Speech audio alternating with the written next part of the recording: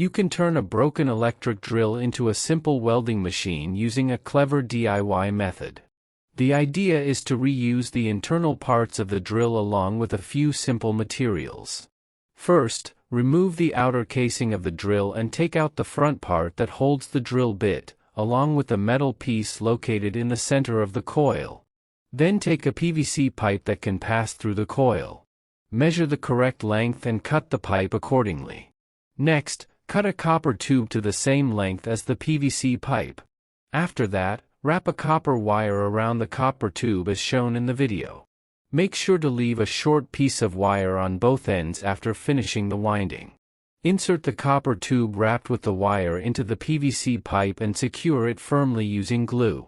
Then remove the insulation from both ends of the copper wire and connect one end to the component that holds the drill bit.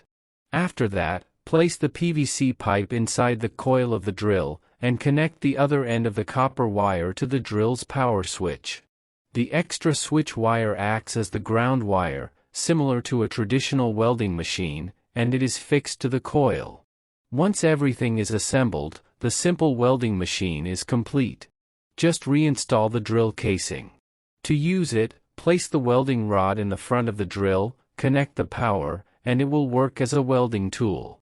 It's amazing that with such a simple method, you can build your own welding machine from an old drill. Follow me for more amazing DIY inventions, smart tools, and creative ideas you won't see anywhere else.